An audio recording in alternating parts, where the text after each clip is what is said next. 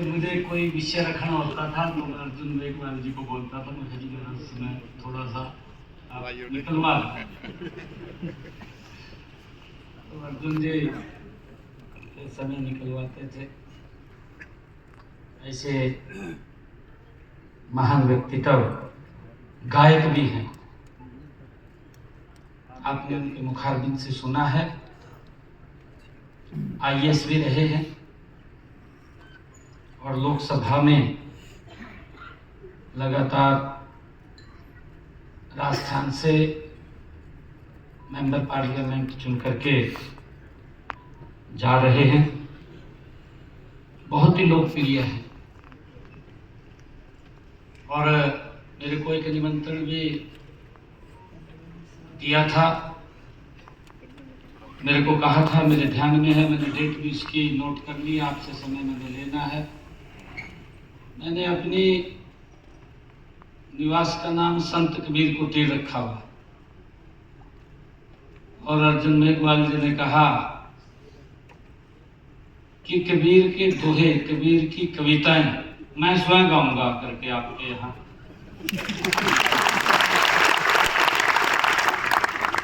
ऐसे हमारे अर्जुन मेघवाल जी हरियाणा सरकार में मेरे साथ सहयोगी मंत्री के रूप में काम कर रहे। राव नरवीर सिंह जी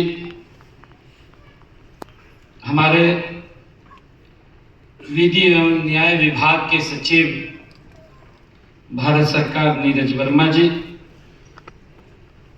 संयुक्त सचिव सुरेश कुमार जी, हमारे पूर्व मंत्री सुभाष सुधा जी, जिला के हमारे अध्यक्ष सरदार तजेंद्र सिंह गोल्डी जी,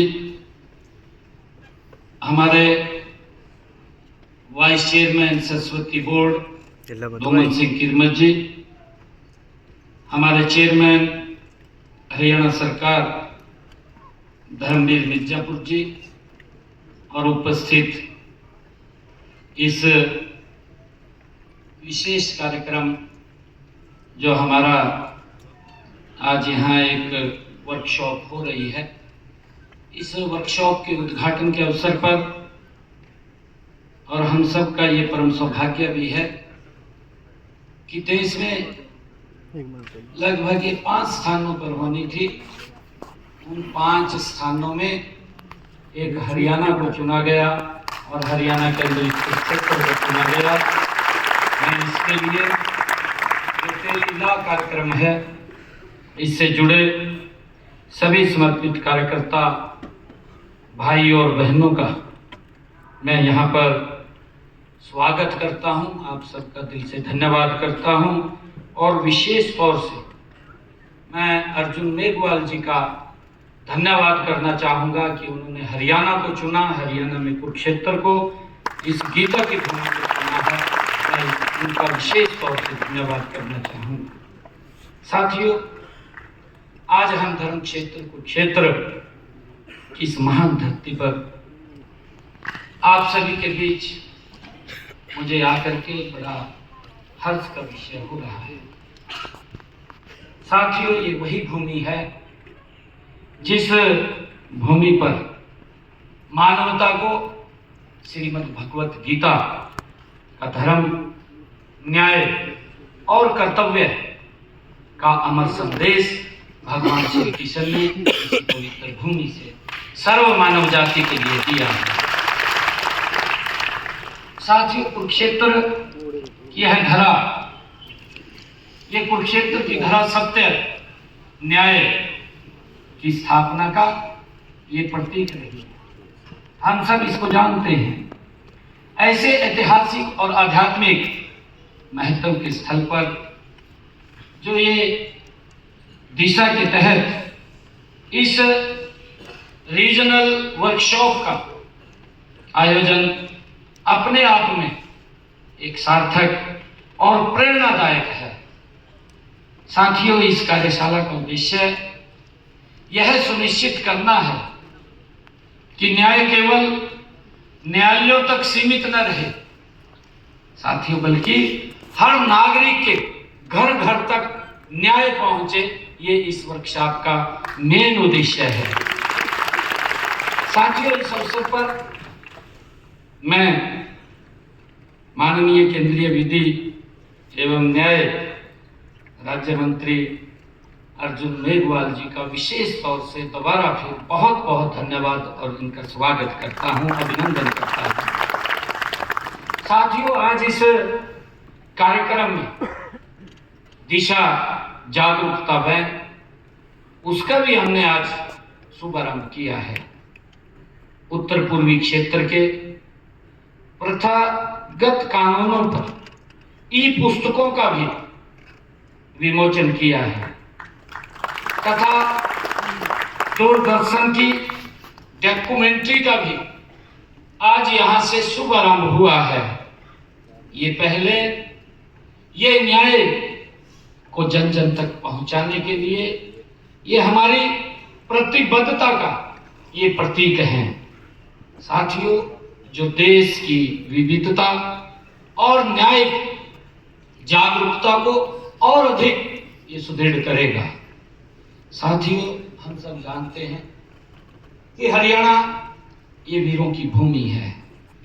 यह परिश्रम, साहस और प्रगति की ये भूमि है।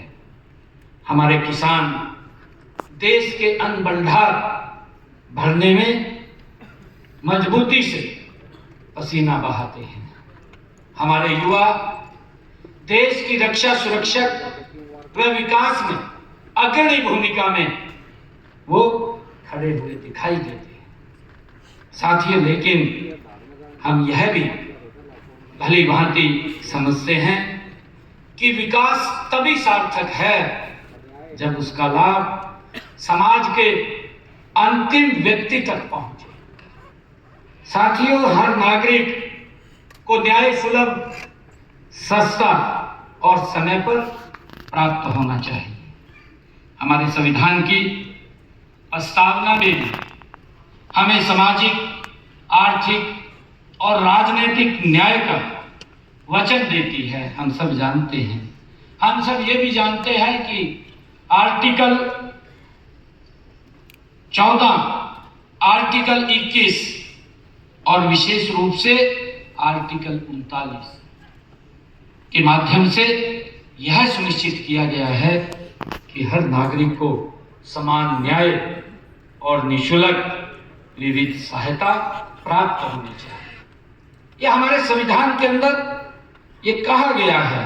साथियों, परंतु वास्तविक चुनौती यह है कि इन संवैधानिक आदर्शों को जमीनी स्तर पर प्रभावी ढंग से लागू किया जाए, विशेषकर ये ग्रामीण क्षेत्र के अंदर, इंटीरियर में, जहां पर लोगों तक ये सुविधा नहीं पहुंचती। और ये सुविधा अब पहुंचाने का काम इस टेली हमारा लॉ के माध्यम से हम अंतिम व्यक्ति तक, प्रधानमंत्री जी बोलते हैं, मोदी जी और पंडित दीनदयाल उपाध्याय जी का एक विचार भी जो उन्होंने हमें दिया है कि हम समाज की परिकल्पना कब कर सकते हैं। समाज की परिकल्पना तब होती है जब लाइन में खड़े हुए अंतिम व्यक्ति तक उसका उत्थान हो, उसका विकास हो और उस नीति को लगातार आगे बढ़ाने का काम भारत मां के लाल नरेंद्र मोदी कर रहे हैं। मुझे इस बात की खुशी है और यही इसका आवश्यक है कि अंतिम व्यक्ति तक ये हमारा न्याय पहुंचे, उसको भी लगा। और जब न्याय व्यक्ति तक पहुंचता है, जब न्याय व्यक्ति तक पहुंचता है तो उसमें एक अलग ऊर्जा का संचार होता है। हमारे एडवोकेट साहब यादव जी ने इसके ऊपर बखूबी कहा है कि जब हमने उसको न्याय से अवगत कराया तो उसको अंदर एक अलग उत्साह, ऊर्जा उत्पन्न होती है। व्यक्ति अपने आप को सुरक्षित महसूस करता है। ये न्याय तो ही कि व्यक्ति का अगर कोई सहारा नहीं होता तो उसका सहारा ये हमारा संविधान होता है, ये न्याय होता है कि उसको लगे कि मुझे न्याय ठीक मिला। साथियों, इसी दिशा में भारत सरकार ने, आदरणीय मोदी जी ने हमारे न्याय विभाग पर लागू की गई दिशा योजना एक महत्वपूर्ण पहल है, हम सब ये जानते हैं। और वर्ष 2021 से 26 की अवधि तक के लिए 250 करोड़ रुपए का वित्तीय प्रावधान भी इस योजना के न्याय तक समग्र पहुंच सुनिश्चित करने का ये प्रयास भी सरकार के द्वारा किया गया है। साथियों, यह योजना केवल हमारे संवैधानिक मूल्यों को ये सशक्त करती है, बल्कि संयुक्त राष्ट्र के सतत विकास लक्ष्य सभी के लिए न्याय तक पहुंच, सभी के लिए न्याय तक पहुंच को भी साकार करने में अपनी महत्वपूर्ण भूमिका ये अदा करती है। साथियों, दिशा एक नागरिक केंद्रित और तकनीक संचालित ये पहल है। हमें इस बात को समझना होगा और इसके तहत 3 प्रमुख कार्यक्रम संचालित किए जा रहे हैं। हम सब उसके बारे में चर्चा भी की गई है। अर्जुन मेघवाल जी ने उसके बारे में बताया भी है।